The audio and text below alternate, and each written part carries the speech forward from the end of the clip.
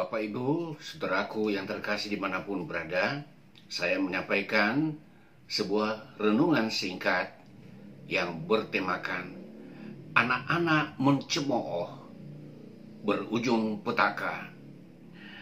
Ini didasarkan dari firman Tuhan yang tertulis di dalam 2 Raja-Raja pasal 2 ayat 23 sampai 25 dengan perikop yang berjudul anak-anak Betel mencemoohkan Elisa. Elisa pergi dari sana ke Betel, dan sedang ia mendaki, maka keluarlah anak-anak dari kota itu, lalu mencemoohkan dia serta berseru kepadanya, "Naiklah botak, naiklah botak." Lalu berpalinglah ia ke belakang, dan ketika ia melihat mereka, dikutuknyalah mereka demi nama Tuhan.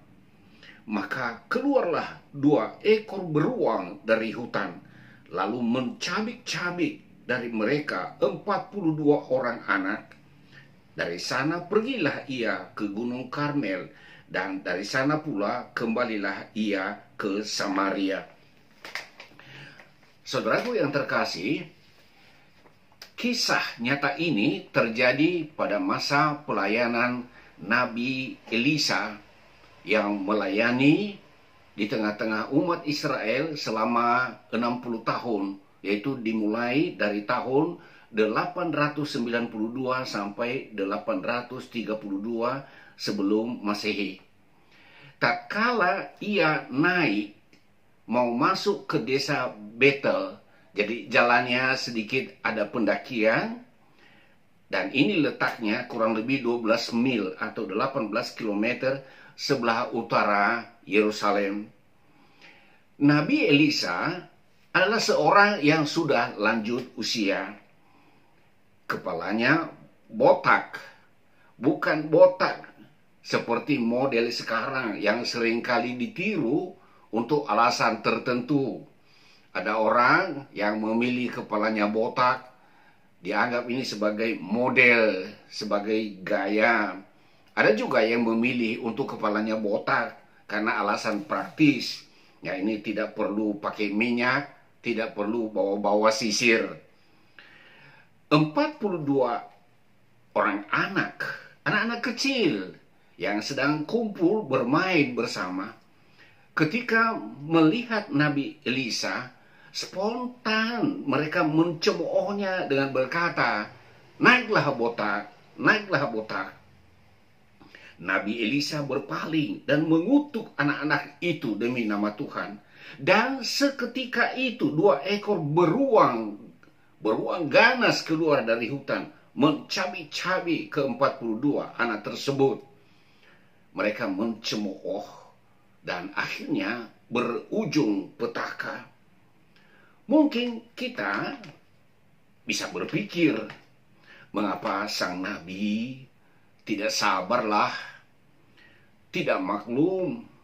Itu kan anak-anak yang belum mengerti etika sopan santun. Apapun tanggapan kita, pendapat kita, kenyataannya Tuhan mengizinkan kutukannya terjadi seketika itu, dan 2 ekor beruang keluar dari hutan dan mencabik-cabik ke-42 anak tersebut. Tampak tragis, bukan? Jika dibandingkan dengan undang-undang buatan manusia, tentu ada perbedaan-perbedaan. Mungkin saja kita menganut teori maklum. Ya, terhadap anak-anak kecil lah, kita bisa memaklumi, jangan ambil hati, jangan marah, apalagi mengutuk. Lagi pula, ada perlakuan khusus secara hukum terhadap anak-anak yang berada di bawah umur. Saudaraku yang terkasih, selain itu, kita juga melihat adanya perlakuan tidak senonoh terhadap nabi atau hamba Tuhan yang telah diurapi. Ini akan memiliki konsekuensi yang berat, yang serius, dan seringkali berakibat fatal. Pada masa perjanjian lama itu, jika seseorang itu telah terpilih di dalam jabatannya, apakah dia sebagai seorang raja, sebagai seorang imam yang baru diangkat dalam jabatan tertentu, harus melalui proses pengurapan. Itu ada minyak yang ada di dalam tanduk dan kemudian dituangkan di atas kepala seseorang yang diurapi itu sebagai lambang pencurahan kuasa Allah baginya dalam memimpin, dalam melakukan pelayanan sesuai dengan misi jabatan yang diembannya.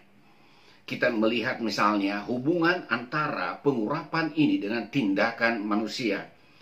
Menyangkut hubungan Daud dan Raja Saul. Tuhan telah mengurapi Raja Saul sebagai raja atas Israel. Sejarah mencatat bahwa Saul adalah raja yang pertama memimpin Israel. Tetapi di dalam prakteknya, ia seringkali berbuat tidak taat kepada perintah Tuhan. Dan akhirnya Tuhan menolak Saul sebagai raja Israel. Dan Tuhan mengangkat Daud menggantikan Saul. Maka Samuel yang tadinya mengurapi Saul sebagai raja, juga kemudian yang mengurapi Daud sebagai raja menggantikan Saul. Meskipun hal itu sudah terjadi, namun Saul tidak rela untuk meninggalkan jabatannya. Maka ia berusaha untuk berupaya membunuh Daud. Dan ia menggerakkan tentara-tentaranya. Tetapi Daud, dia berusaha menghindar, dan dengan perlindungan Tuhan, Daud tetap selamat. Ada beberapa kesempatan di mana Daud seharusnya bisa membunuh Saul. Tetapi ia tidak berbuat demikian. Karena ia sadar bahwa Saul adalah seorang yang diurapi Tuhan. Pernah satu kali di dalam pelariannya, Daud bersembunyi di dalam sebuah lubang. Dan ketika Saul bersama dengan tentaranya, tibalah saatnya ia buang hajat, buang air besar. Lalu dia buang air besar dengan jongkok di dekat lubang ini. Dan sebenarnya dia tidak tahu kalau di dalamnya itu Daud sedang nunduk bersembunyi. Nah, saat-saat seperti itu seharusnya Daud yang memegang pedang, ia bisa memotong Saul saat itu. Tetapi Daud tidak melakukan hal itu. Karena apa? Ia tidak mau berbuat sesuatu bagi seorang yang telah diurapi Tuhan. Dan itu kita lihat di dalam 1 Samuel. 1 Samuel pasal yang ke-24. Ya, dalam 2 Samuel 2 Samuel pasal yang ke-24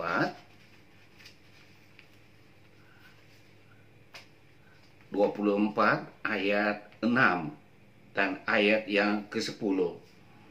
Ya. Di mana di sini Saul punya kesempatan, saya ulangi dari 1 Samuel pasal yang ke-24 ayat yang ke-6. Ya, ayat yang ke-6 dan juga nanti ayat yang ke-10. Kemudian berdebar-debarlah hati Daud karena ia telah memotong punca Saul. Lalu berkatalah ia kepada orang-orangnya, "Dijauhkanlah Tuhan kiranya daripadaku untuk melakukan hal yang demikian kepada tuanku, kepada orang yang diurapi Tuhan, yakni menjamah dia, sebab dialah orang yang diurapi Tuhan."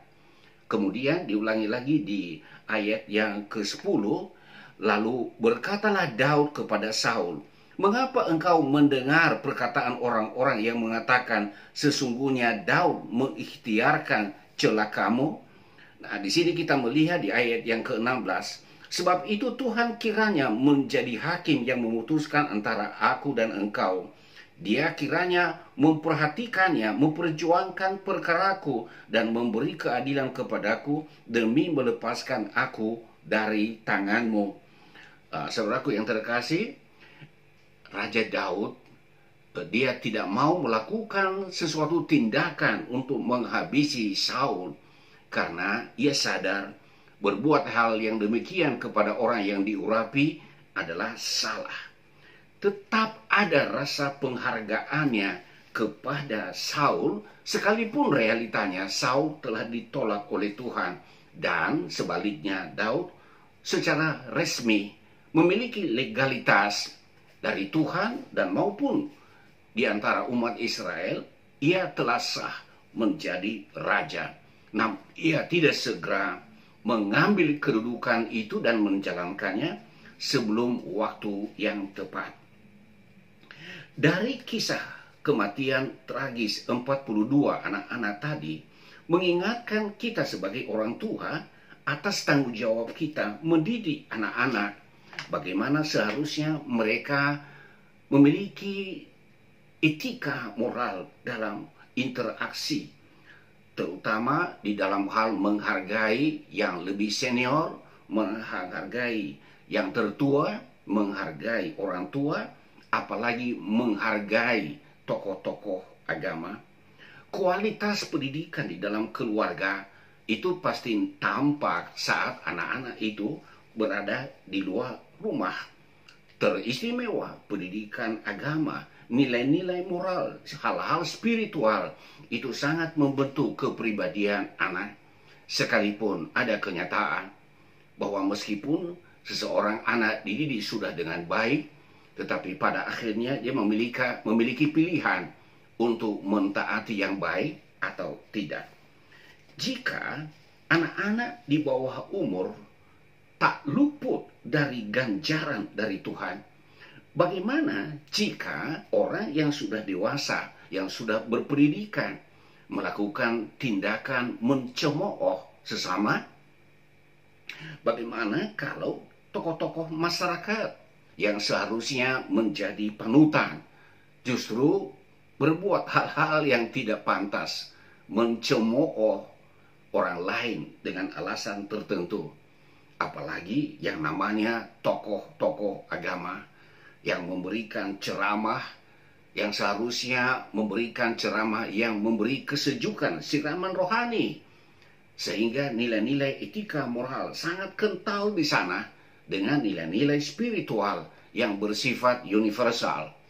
Sebab kalau namanya tokoh agama tidak dapat menjadi teladan, apalagi dia mencemooh tanpa ia sadar, umat yang mendengarkannya bisa juga mencemoohnya dari belakang. Saudaraku, jika hal-hal demikian terjadi, tapi kenyataannya seperti mereka tidak menerima ganjaran apa-apa, saya mau katakan sekali lagi, sesungguhnya hukum tabur tuai tetap berlaku. Apa yang ditabur oleh seseorang dalam hidup yang sekarang ini, dia akan menuai akibatnya, meskipun mungkin belum waktunya. Dan yang sudah pasti, dia akan menuai akibatnya di akhirat nanti saat penghakiman tiba, kalau ia belum bertobat. Itu sebabnya kita tidak boleh mencemooh, agar kita tidak dicemooh dan tidak mendapat hukuman, baik hukum dari pemerintah, baik sanksi sosial, dan terutama hukuman dari Tuhan. Seyogianya, saudaraku yang kekasih, jangan kita mengucapkan kata-kata yang hambar, kata-kata yang sia-sia, tetapi sepatutnya kita perlu menggunakan perkataan-perkataan yang penuh kasih, perkataan yang membangun, yaitu perkataan yang dapat membangkitkan semangat, yang memupuk kerukunan, membangun kebersamaan, membangkitkan motivasi dan rasa percaya diri, bukan memupuk kebencian, permusuhan, dan perpecahan. Kiranya renungan ini menjadi berkat bagi saudara-saudara sekalian. Tuhan memberkati.